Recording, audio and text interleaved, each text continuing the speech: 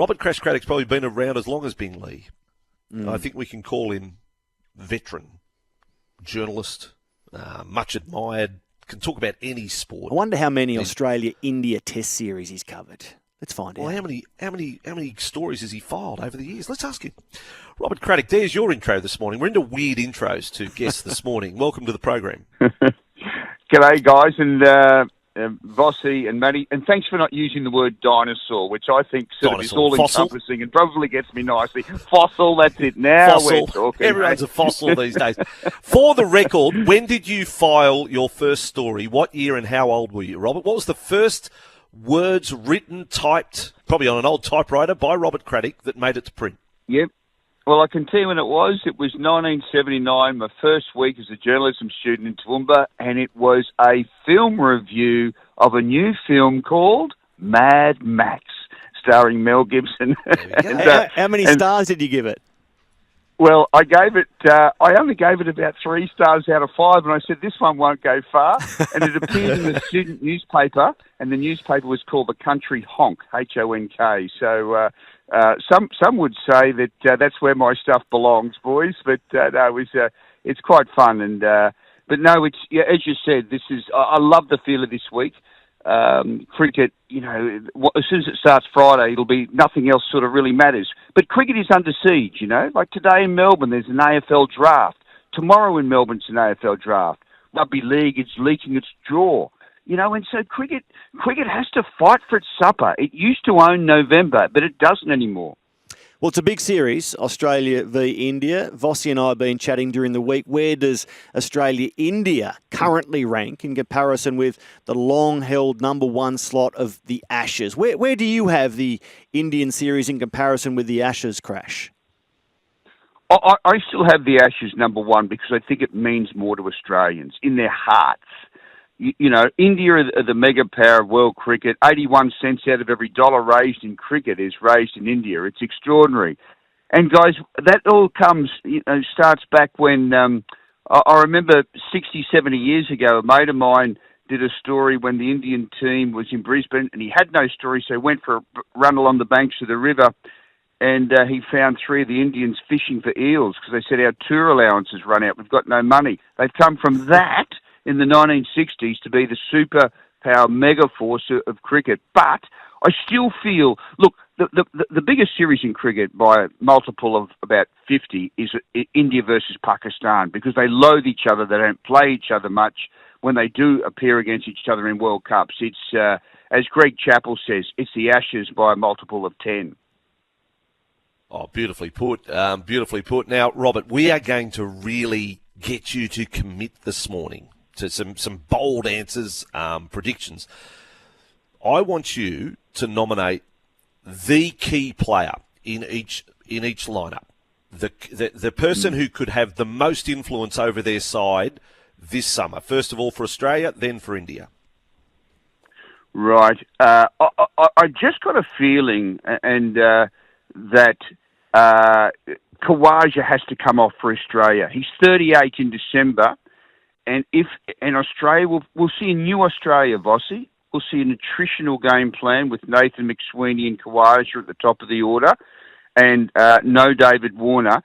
But with 5 tests in 7 weeks against a bowling attack which only has one real pace star, Jasprit Bumrah, they will try and grind India down.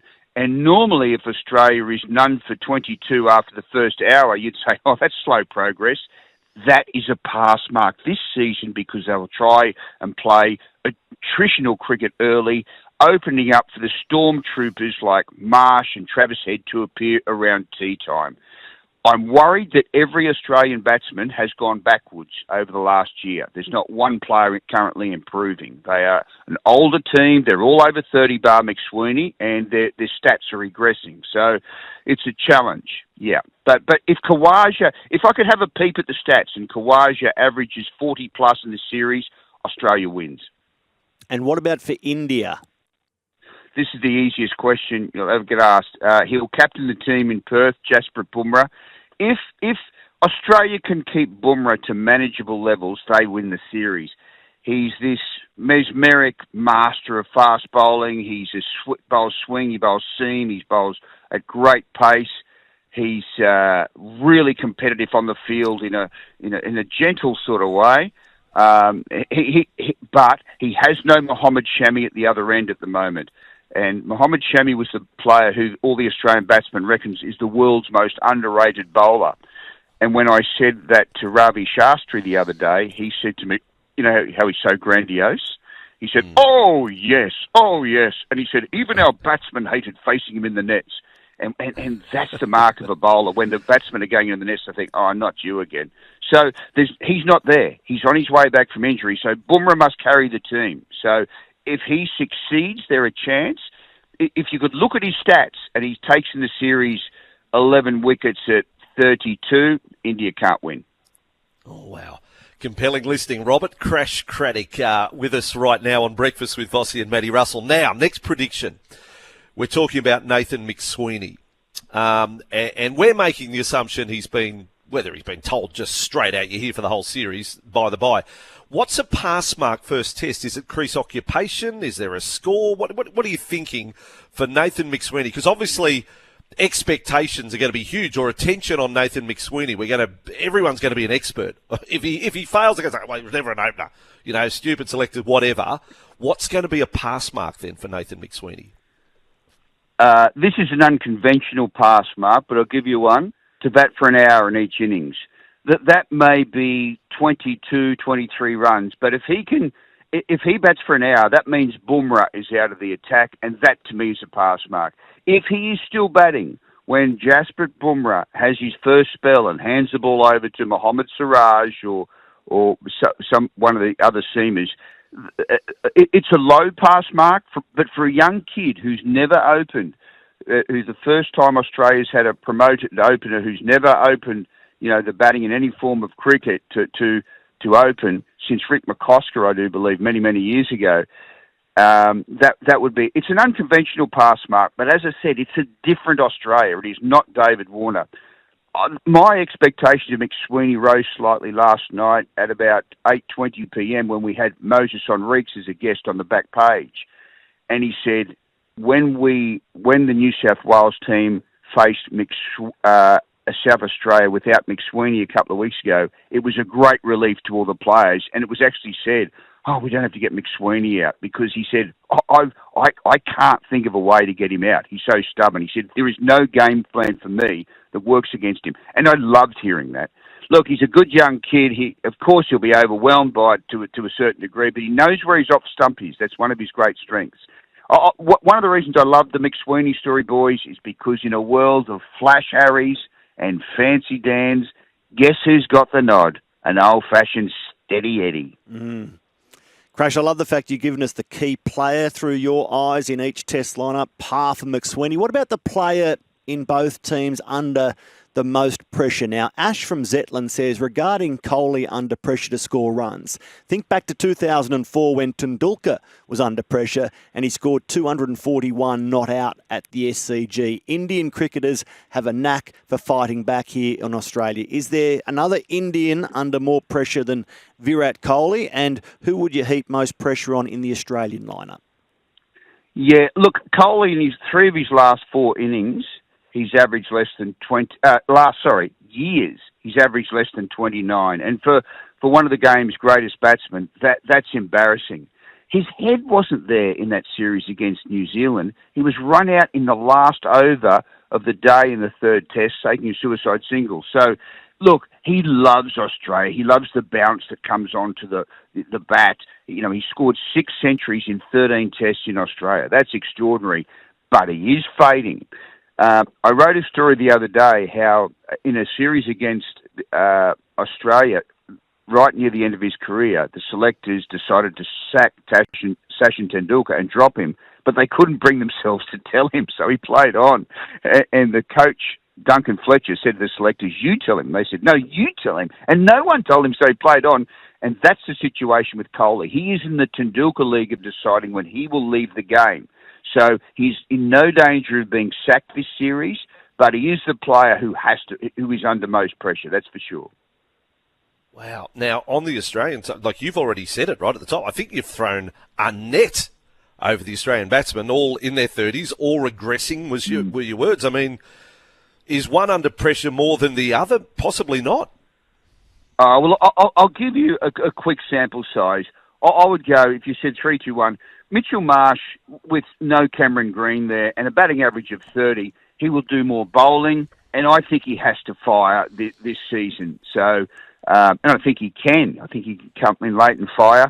Also, Marnus Labuschagne is the sneaky one, because in his last 18 tests, what do you think his test average is in his last 18 tests? Well, I'll tell you what it is. It's about 32. Now, at one stage, he was averaging double that. So something's happened, just thrown him off kilter a little bit. He thinks he knows their game plan. Marnus reckons they'll just try and put a baited hook outside off stump and hopes he has a poke at the pilchard, so to speak. And that is right. That's how they'll try and get him nicking off. So he's under pressure. And also Alex Carey with Josh Inglis looming. Any wicketkeeper who has another wicketkeeper named in the squad for his batting knows that he is instantly under pressure. He's done a very good job, Alex Carey. Very underrated. Test batting average that in these tough times for runs, to have a test batting average floating around 30, it's a very solid effort for a keeper. I've got a soft spot for Carey. I like him, but Inglis is rising at a rapid rate of knots. Crash, the last 4 test series played between India and Australia have gone to the Indians 2-1 each time. The Australians haven't prevailed in a series since 2014-15 against the Indians. What happens? What's your score prediction across 5 tests this summer? I've got Australia 3-1. And I think if India lose the first test, they will go down. The reason I'm yet to be convinced that their players love their new coach, Gautam Gambhir, in the way that they loved their previous 2 coaches, Rahul Dravid, who was just one of the most heroic and admired figures in the game, and the colourful Ravi Shastri, who whenever he stepped off the plane in Australia, he'd say, "Oh, I love this place." He said, "Wait till I introduce you to Ian Chappell." And in Sydney, maybe if Dougie Walters is there. So when you've got the coach running around in a state of just excitement and loving it, it did rub off on his players. So I don't see that with Gambhir. He's more of a prickly character, and I think it'll be a hard grind, and particularly 5 tests away from home. That's tough. If you go down, it's a long, long series, if we've seen with so many Ashes series. I've got Australia on top, but I said that the last 2 times they were here. And when India were bowled out for 36 in Adelaide, that time we started calling them the Adelaide 36ers, we all predicted that Australia would clean sweep the series, and they lost it from then on. Yeah. Great summation, Robert Craddock. And while we've got you, lover of all sport, Robert, we are, and you mentioned it earlier, Rugby League, bubbling along. Magic Round released. A shock horror. How is Queensland adjusting to the news that Brisbane won't play Friday night? It's an amazing story. They've got the 4 o'clock game at Magic Round, Crash. That's an amazing story. The world's fallen off its axis. The Broncos aren't playing on Friday night or Saturday night. Yeah. What happened? It is. I'm not sure how they came up with it, but over the years the Broncos have been hugely spoilt because they do rate extremely well. So I'm surprised about that. But it's a due clip for a team that lost its way last year. To run 12th with the side they had. I know they had a lot of injuries, but there should be no complaints about the Broncos about TV treatment, generally speaking, because they get so many of the time slots that are the what you might call the prime slots. Yes, well, it's a Magic Round. They're all great time slots, of course. We're being a bit facetious, but the match is big. They're playing Penrith, but it is 4 o'clock when it's always just been a given Magic Round. Broncos play at night, feature game, bang, bang, bang. But there it will be. Crash, loved having you on the program this morning, mate. It sounds like you are fired up and ready to go. If they want to start the first test today, you're ready. You're ready to fire copy, Mad Max style. Oh, oh yeah. I mean, I do love Australia, India. There's so many exotic storylines. When you talk, see, the big thing about this series, Vossy, is that some superstar will be elbowed towards retirement. It could be Kohli, it could be Sharma. There's a whole, catalogue of players in the Australian team. I do think Mitchell Starc will have a good series. He's never India are his toughest opponent, but I saw something in the Shield game that says to me he's ready to really let rip at Optus Stadium in Perth. There's one to watch out for Friday afternoon. I can't wait. Crash Craddock, I reckon this series is going to get more than 3 out of 5 stars for you. Thanks for joining us on Brekkie with Vossy and Brandy this morning. It's been my pleasure. Thanks a lot, guys. See ya. And of course, you mentioned the Broncos there. We'll hear from Reece Walsh coming up. He's spoken about Ezra Mam. He's spoken about Michael Maguire and returning to training. So Reece Walsh ahead, but how good was Crash on just putting us in the mood for Friday afternoon? He's powered by Kubota. Crash Craddock. Breakfast powered by Kubota. Take on any job with Kubota's range of tractors, mowers and utility vehicles. Homer sport, folks. Homer cricket. This is SEN.